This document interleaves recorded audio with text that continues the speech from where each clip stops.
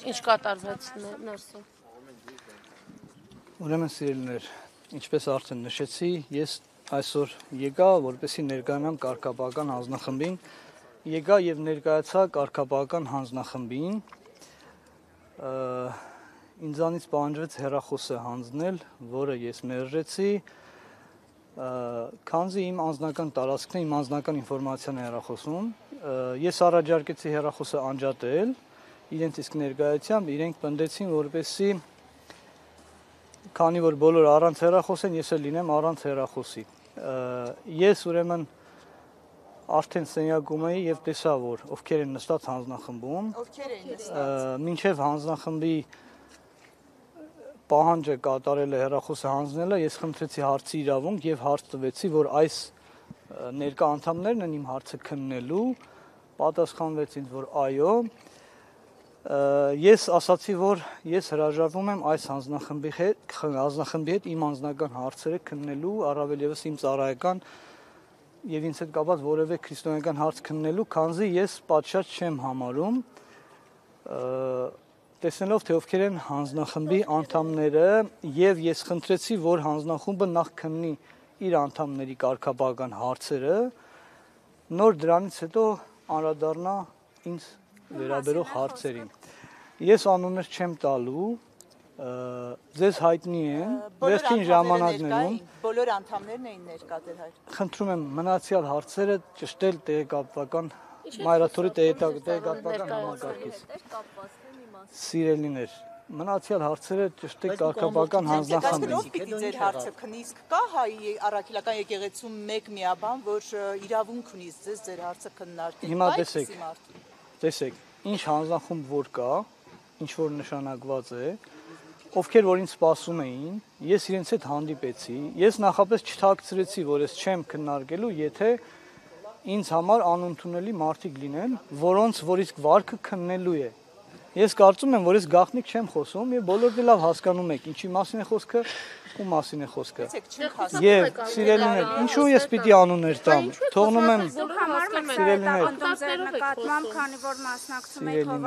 մնացյալ կարծիքները թողնում եմ ձեզ։ Տերտան, մինչև վերջ կպատմեք ինչ եղավ, այդքան ասացիք, հետո։ Այդքան ես ասացի, որ թույլ տվեք, ես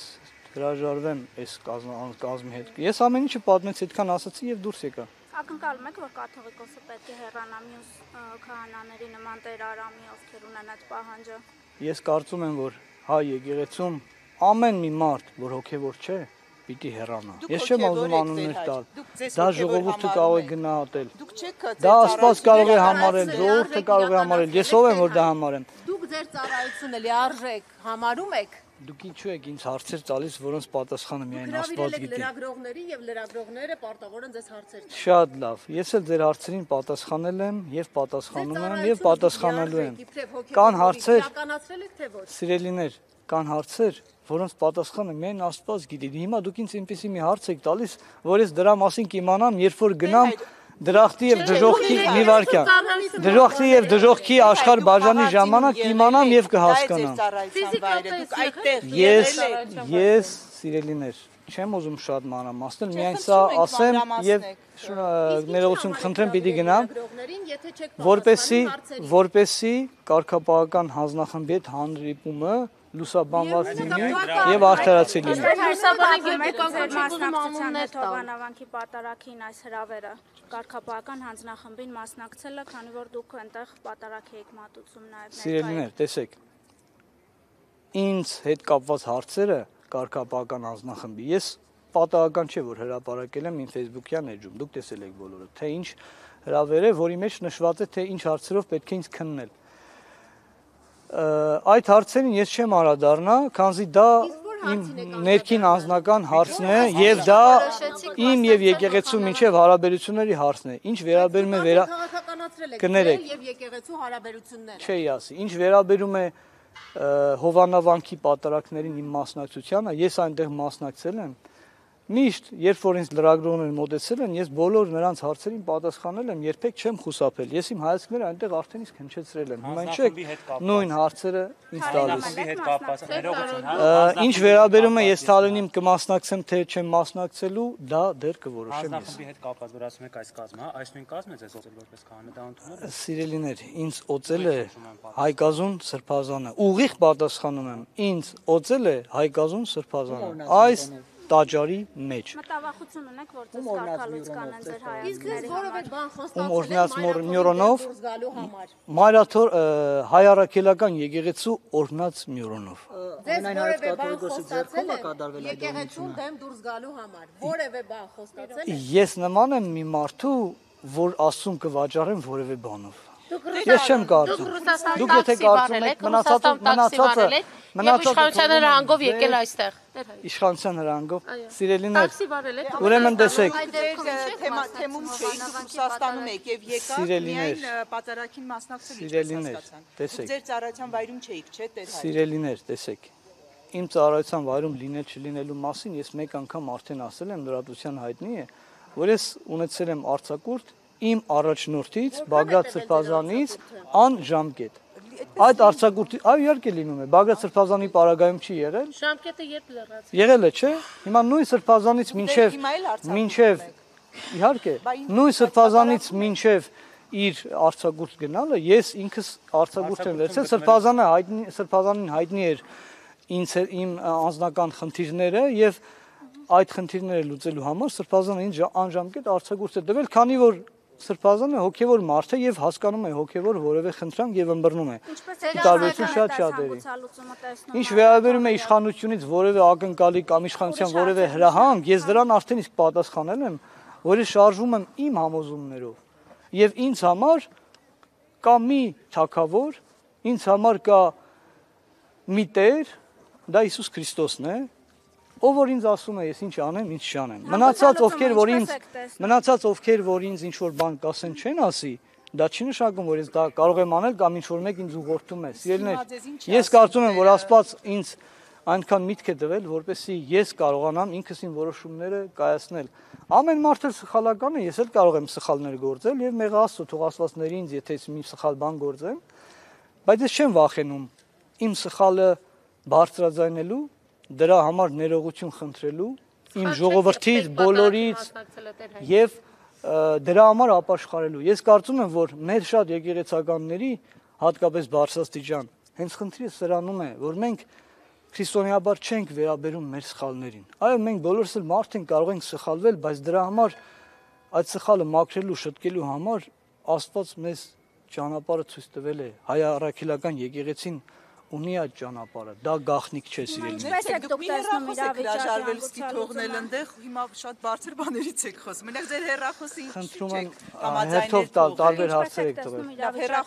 Հեռախոսը ինչու ես պիտի թողնեմ։ Ինչ եմ անում, ինչու